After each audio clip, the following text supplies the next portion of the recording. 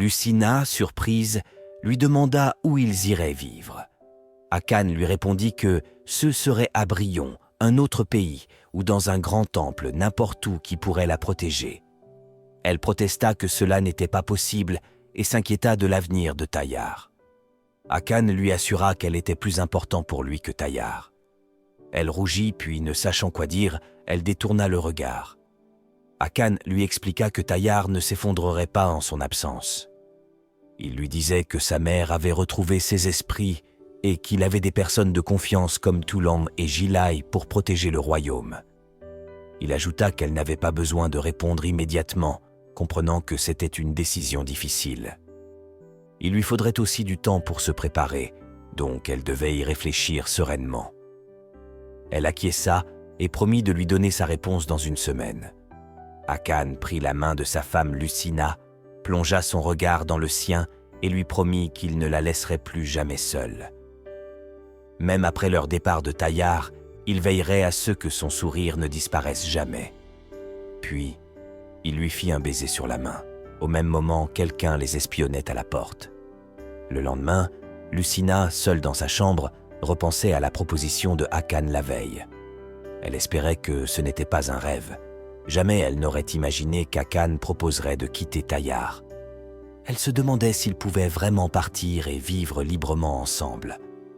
Soudain, Titi entra dans la chambre et annonça à Lucina qu'il était temps de se réveiller.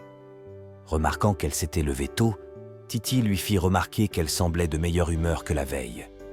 Lucina, intriguée, lui demanda comment elle l'avait deviné. Titi répondit que c'était visible sur son visage.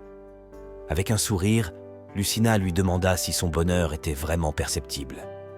Titi la rassura et proposa de lui apporter son petit déjeuner dans sa chambre. Lucina, perdue dans ses pensées, commença à s'inquiéter pour Titi si elle quittait Tayar.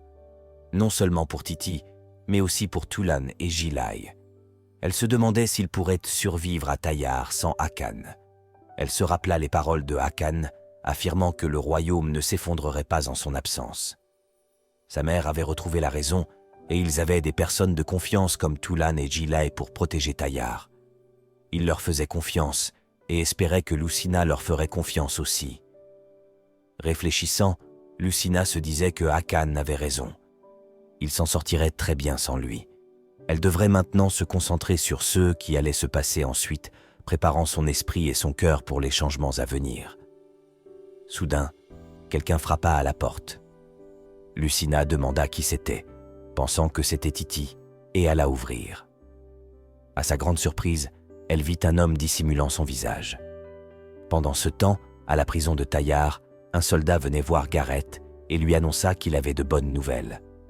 Intriguée, elle lui demanda de quoi il s'agissait.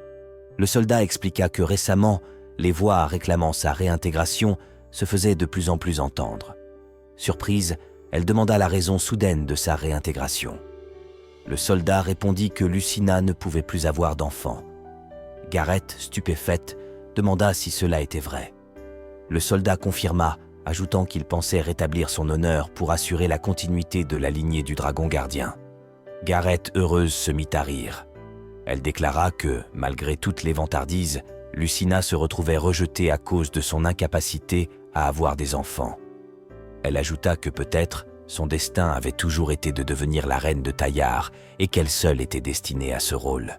Quelques jours plus tard, Lucina se rendit dans la chambre de Akan pour lui donner sa réponse concernant leur dernière discussion. Akan lui demanda si elle avait vraiment pris une décision. Lucina, souriante, lui fit remarquer qu'il semblait nerveux, son visage étant tout rouge. Il répondit que c'était parce qu'elle était encore plus belle aujourd'hui. Elle se sentit récompensée qu'il ait remarqué ses efforts pour s'habiller joliment pour lui. Désireux de connaître sa décision, il lui demanda si elle était prête à partir avec lui. Lucina le regarda en souriant et lui annonça qu'elle avait beaucoup réfléchi, tant à leur avenir qu'à celui de Tayar, et qu'elle avait pris sa décision. Elle n'irait pas avec lui. Akan, étonné, resta sans voix. Lucina lui demanda de réfléchir. Non seulement il l'avait enlevé de force à Brion, mais il n'avait même pas pu protéger leur enfant. Comment pouvait-elle faire confiance et suivre quelqu'un comme lui? Elle ajouta qu'elle irait au grand temple où elle pourrait être protégée et qu'il n'avait pas à essayer de la retenir. Il demanda à Lucina pourquoi elle avait pris une telle décision.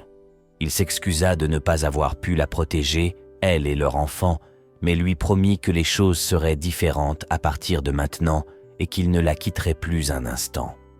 Elle l'interrompit, rappelant qu'elle lui avait déjà dit qu'elle ne pouvait plus lui faire confiance. Il l'avait emmenée à Tayar sans son consentement et avait causé la perte de leur enfant. Elle se demanda ce qu'il pourrait encore lui prendre la prochaine fois.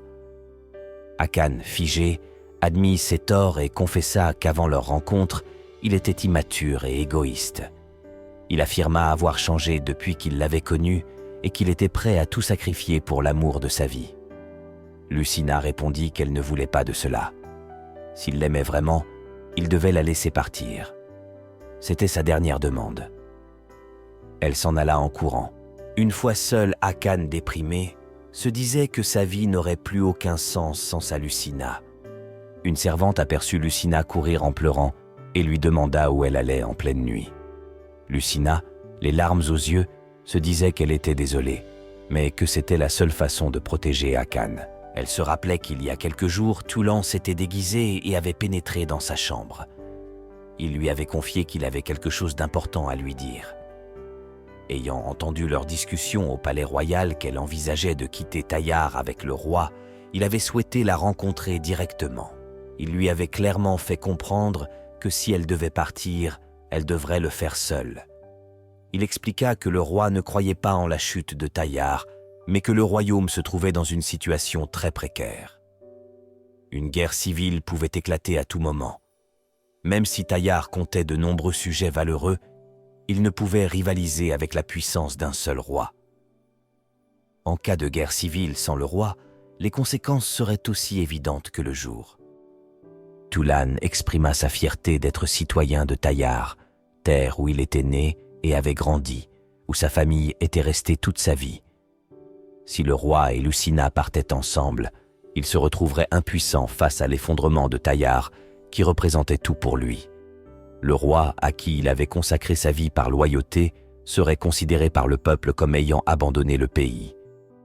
Il la supplia donc, souhaitant ardemment que Akan demeure le grand roi de Tayar et gouverne le royaume.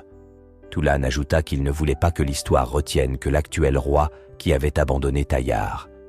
Il implora donc Lucina de partir seule, car Tayar avait toujours besoin d'un roi. Toulan fut surpris d'entendre Lucina lui répondre qu'il avait raison et qu'elle n'avait pas l'intention de partir avec lui. Cela faisait peu de temps qu'elle avait mis les pieds à Tayar, mais elle connaissait la difficulté de la situation pour Tayar jusqu'à présent. Jusque-là, le royaume s'était édifié grâce aux sacrifices innombrables de ses habitants. Des hommes avaient perdu la vie au combat lors de guerres, et des femmes courageuses avaient péri en mettant au monde les enfants de la tribu des dragons, assurant ainsi la pérennité de l'héritage de Tayar. Cependant, Akan se distinguait. Il était si dévoué à ses recherches qu'il n'avait pas abandonné l'idée de trouver un remède assurant la sécurité des naissances au sein de la tribu des dragons, même en temps de guerre.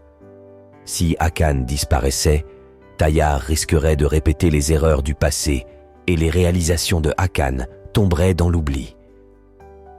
Lucina savait qu'elle avait une vie confortable à Tayar grâce à Akan, et cela rendait difficile pour elle de décider de partir avec lui. Elle demanda à Toulan ce qui se passerait si elle partait et que Akan la suivait. Il lui expliqua que Lucina devait provoquer le roi à l'abandonner. Elle devait lui dire qu'elle ne l'aimait plus, lui parler durement pour qu'il n'ait plus aucun espoir.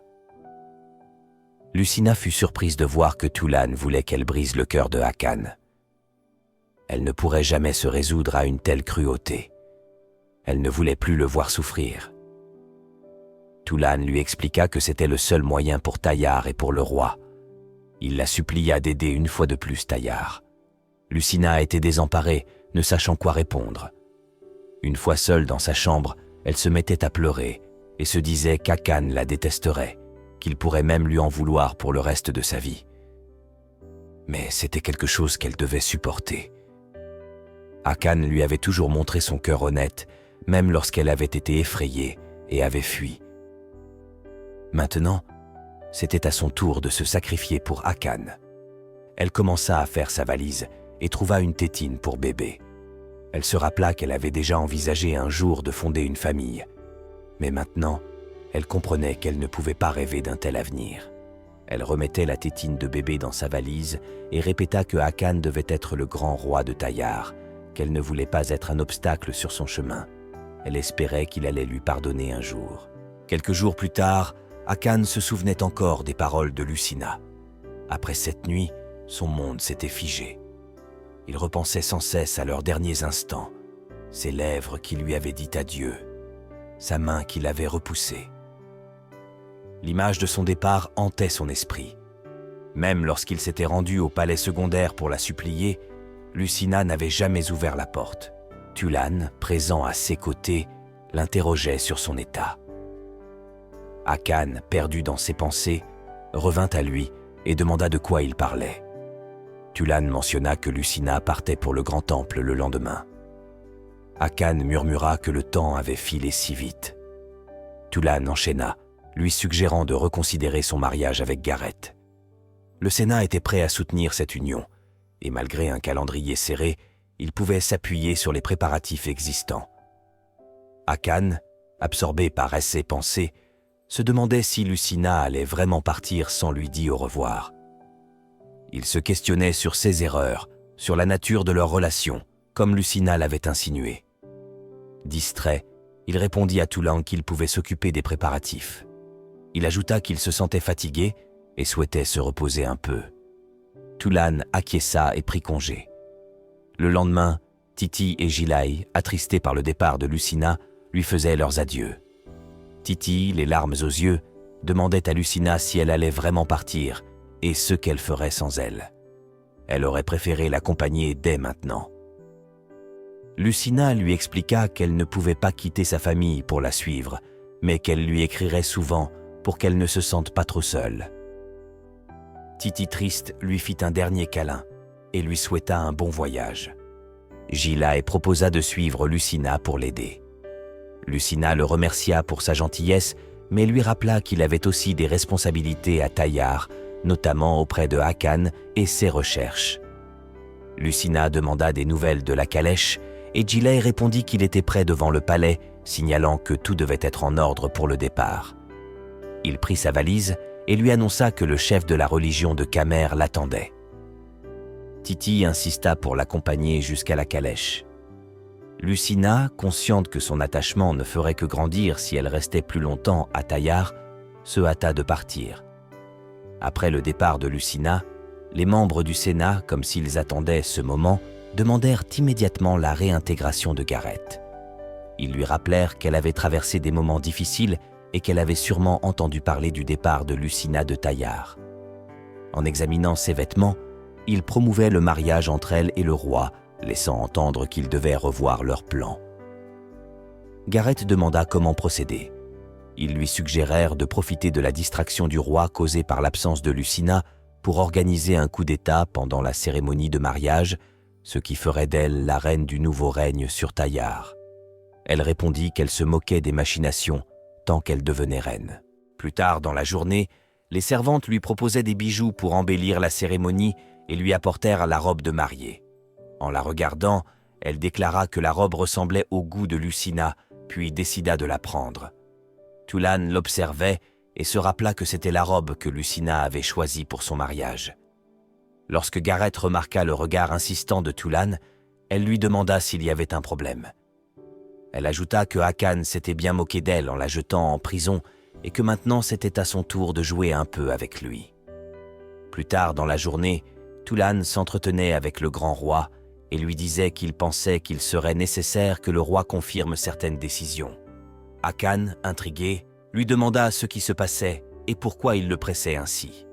Tulan répondit qu'il savait que le roi n'était pas intéressé par ses affaires, mais qu'il devait voir cela de ses propres yeux.